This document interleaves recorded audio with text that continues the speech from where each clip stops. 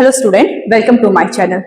आप लोग 11th class में हो और 11th क्लास को स्टार्ट हुए 4 महीने हो चुके हैं और शायद आपके स्कूल में केमिस्ट्री में चैप्टर 4 चल रहा होगा, जो चैप्टर थोड़ा सा ट्रिकी एंड कंफ्यूजिंग है। तो इस वीडियो की हेल्प से हम सारे टॉपिक कवर करेंगे एक सीरीज के थ्रू, वो भी शॉर्ट ट्रिक के साथ। तो चलिए स्टार्ट करते हैं। केमिस्ट्री चैप्टर 4 का नाम है chemical bonding and molecular structure.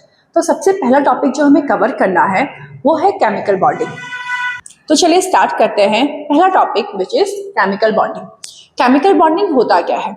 Bond सबको पता है, दो एटम आपस में कंबाइंड होते हैं और एक नया प्रोडक्ट बनाते हैं या नया मॉलिक्यूल बनाते हैं, उसे हम कहते हैं बॉन्डिंग। लेकिन दो मॉलिक्यूल के बीच में जो बॉन्ड है, एक्चुअली ये बॉन्ड है क्या? सो केमिकल बॉन्डिंग का मतलब होता है it is a force of attraction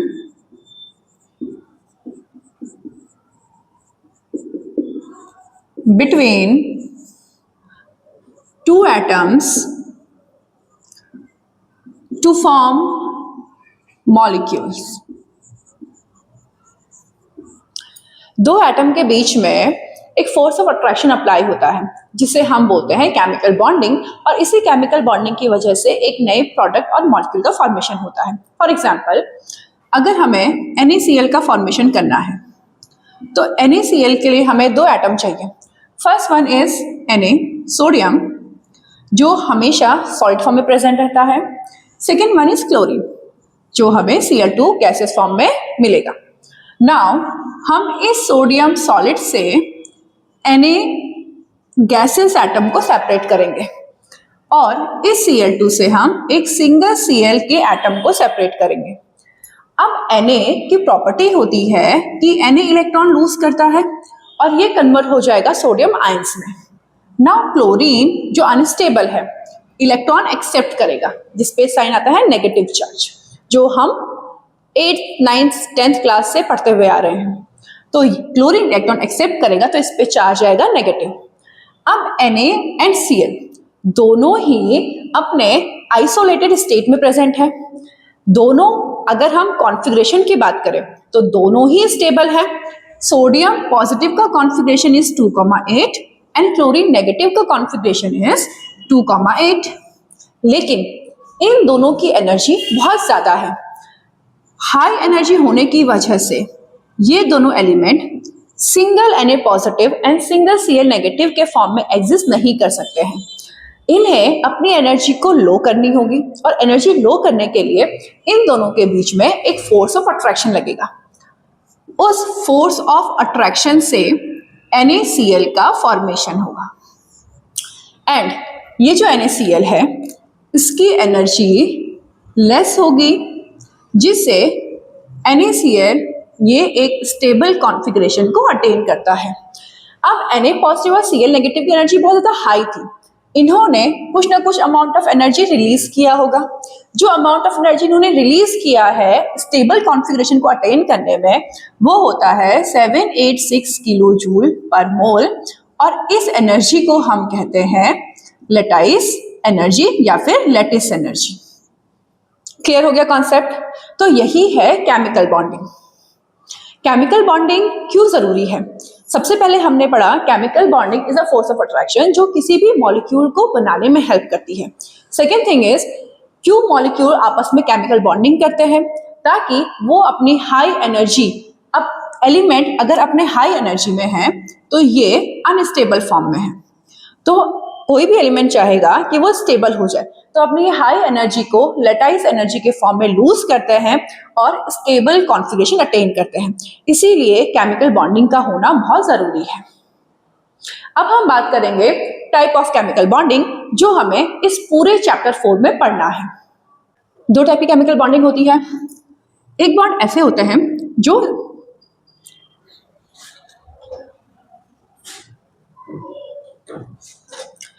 दो टाइप की केमिकल बॉन्डिंग होती है, strong bond, second one is weak bond. Strong bond के अंदर आपने कुछ एग्जांपल्स सुने होंगे, जैसे ionic bond, covalent bond, coordinate bond, metallic bond.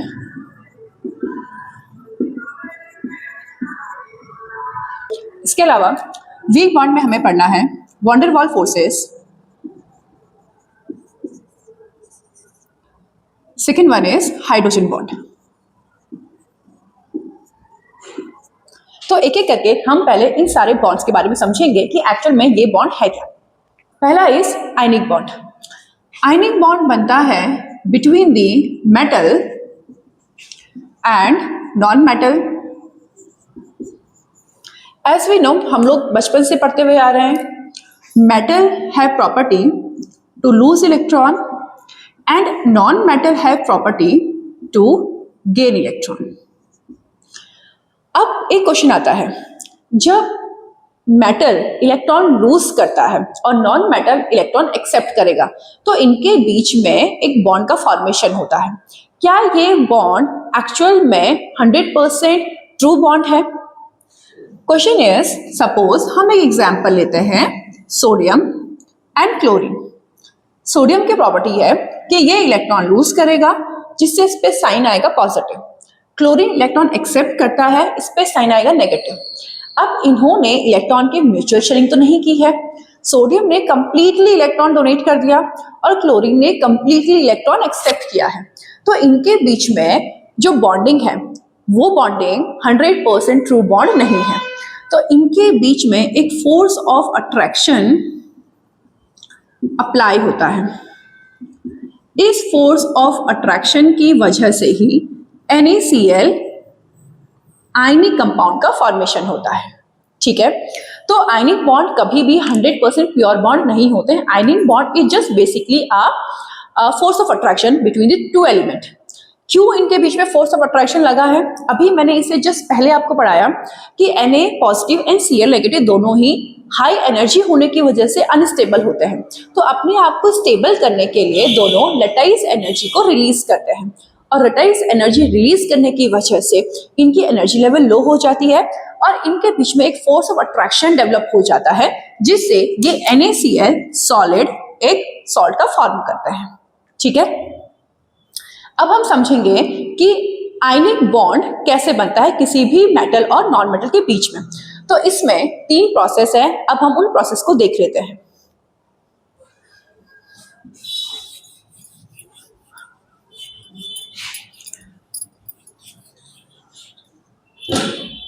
सबसे पहले किसी भी आयनिक बॉन्ड के लिए हमें मेटल की रिक्वायरमेंट होगी। हमें एक मेटल चाहिए। हमारे पास है सोडियम मेटल जो सॉलिड फॉर्म में प्रेजेंट है।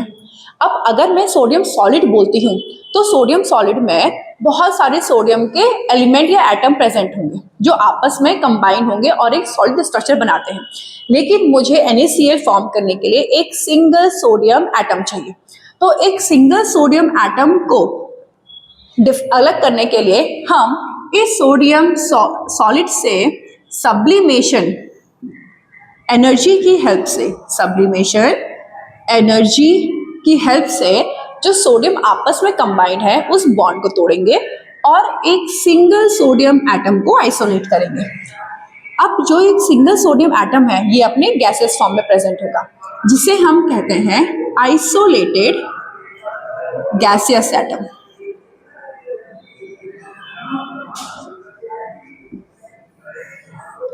नाउ इस आइसोलेटेड गैसियम एटम से हमें एक इलेक्ट्रॉन को लूज करवाना है क्योंकि इस कंडीशन में इसका कॉन्फ़िगरेशन है 2,8,1 विच इज अनस्टेबल कॉन्फ़िगरेशन। तो अब जब ये Na गैसियस स्टेट में एक इलेक्ट्रॉन लूज करेगा तो ये कन्वर्ट हो जाएगा Na पॉजिटिव गैसियस में। नाउ ये आयन के फॉर्मेट में है प्लस इसने एक इलेक्ट्रॉन लूज किया। जब हम किसी भी एटम के आउटर मोस्ट ऑर्बिट से इलेक्ट्रॉन को लूज करवाते हैं तो उसके लिए अगेन हमें कुछ एनर्जी देनी पड़ती है। इस केस में जो एनर्जी हम इसे प्रोवाइड करेंगे which is the ionisation enthalpy and हमें अपना Na पॉजिटिव गैसियस फॉर्म में मिल गया। सेकेंड एलिमेंट या सेकेंड एटम जो हमें चाहिए वो है नॉन मेटल। नॉन मेटल हमारे पास है क्लोरीन गैस, Cl2 गैस, लेकिन NaCl को बनाने के लिए हमें एक सिंगल क्लोरीन एटम की रिक्वायरमेंट है। तो हम Cl बॉन्ड Cl को बीच में से ब्रेक करेंगे। इस बॉन्ड को ब्रेक करने के लिए हम इसे प्रोवाइड करवाएंगे डिसोसिएशन एनर्जी, डिसोसिएशन एनर्जी, जिससे हमें एक सिंगल क्लोरीन एटम मिल जाएगा। इस सिंगल क्लोरीन एटम को अगेन हम बोलेंगे isolated gaseous atom. Now chlorine का कॉन्फ़िगरेशन इस स्टेट में है 2,8,7। आउटरमोस्ट ऑर्बिट में ऑक्टेट कंप्लीट नहीं है, तो अभी भी ये अनस्टेबल कॉन्फ़िगरेशन में है। तो क्लोरीन चाहेगा कि वो एक इलेक्ट्रॉन रिसीव करे और स्टेबल कॉन्फ़िगरेशन अटेन करे। तो क्लोरीन एक इलेक्ट्रॉन रिसीव करेगा with the help of electron affinity,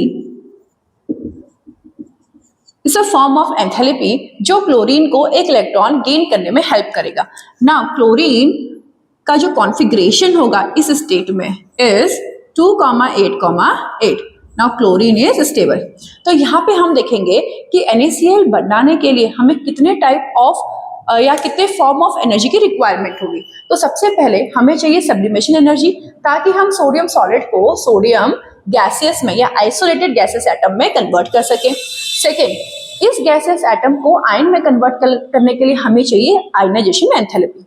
now Cl2 gas को Cl एटम में कन्वर्ट करने के लिए हमें चाहिए डिसोसिएशन एनर्जी, और इस Cl गैस को जब ये इलेक्ट्रॉन एक्सेप्ट करेगा तो इलेक्ट्रॉन एक्सेप्ट करने के लिए इसे जो एंथैल्पी की रिक्वायरमेंट होगी which is electron affinity. Clear हो गई बात। अब हमारे पास Na positive and Cl negative है, दोनों ही अपने स्टेबल कॉन्फ़िगरेशन में है, और यहाँ पे Na पॉजिटिव का कॉन्फ़िगरेशन इज 2,8। लेकिन दोनों अपने स्टेबल कॉन्फ़िगरेशन में होने के बावजूद भी अनस्टेबल होते हैं, बिकॉज इस केस में इनकी एनर्जी बहुत ज़्यादा हाई होती है। अब इनकी एनर्जी हाई क्यों होती है? क्योंकि जब हमने Na सॉलिड को सब्लिमेशन एनर्जी प्रोवाइड की और Cl2 को डिसोसिएशन एनर्जी प्रोवाइड की, तो इन दोनों एनर्जी की वैल्यू होती है 786 किलो जूल पर मोल। ये एनर्जी इन दोनों ने एब्सॉर्ब किया ताकि ये अपने आयंस को बना सके। अब देखो, जब हमारे पास थर्ड कंडीशन क्या है कि हमें एक नए कंपाउंड का फॉर्म करना है या फिर हमें आयनिक बॉन्ड का फॉर्मेशन करना है, ionic bond formation.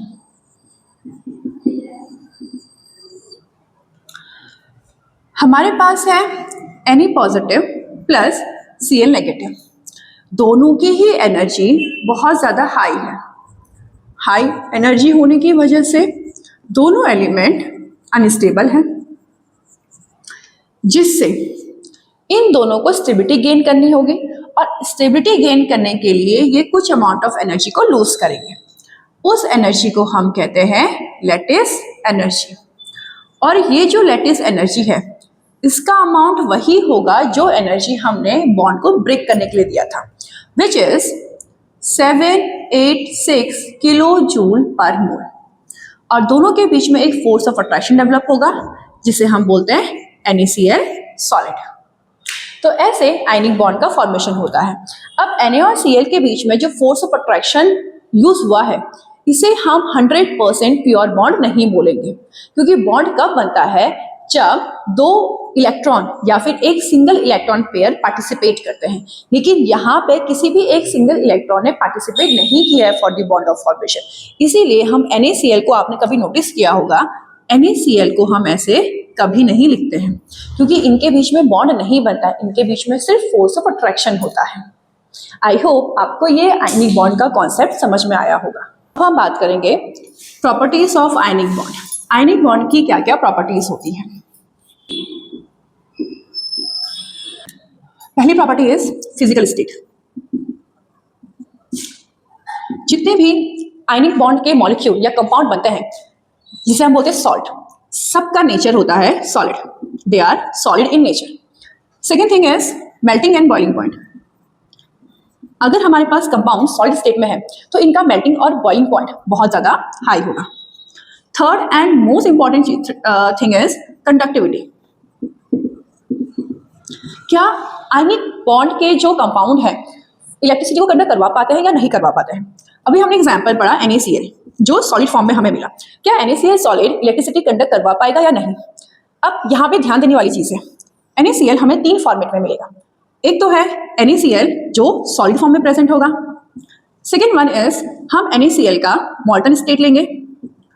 Third one is हम NaCl का एक्वस स्टेट लेंगे, जिसमें हमने NaCl को वाटर के साथ डिसॉल्व करवाया है। इन तीनों ही स्टेट में NaCl जो सॉलिड फॉर्म में है ये कभी भी इलेक्ट्रिसिटी को कंडक्ट नहीं करवा पाएगा, क्योंकि इलेक्ट्रिसिटी को कंडक्ट करवाने के लिए हमारे पास आयंस होने चाहिए। NaCl सॉलिड फॉर्म में है, इसके पास ना पॉजिटिव आयन है ना नेगेटिव आयन है। Second is मॉल्टन state. मॉल्टन स्टेट में NaCl अपने आयंस में कन्वर्ट हो जाता है, which is Na positive and Cl negative. तो मॉल्टन स्टेट में NaCl इलेक्ट्रिसिटी को कंडक्ट करवाता है। Third one is aqueous state. Aqueous state में NaCl 100% आयन देगा और ये कन्वर्ट हो जाएगा Na positive and Cl negative में, और ये 100% इलेक्ट्रिसिटी को कंडक्ट करवाएगा। आई होप आपको आयनिक बॉन्ड का कॉन्सेप्ट समझ में आ गया होगा। नेक्स्ट वीडियो में हम स्टार्ट करेंगे coordinate bond, covalent bond and metallic bond.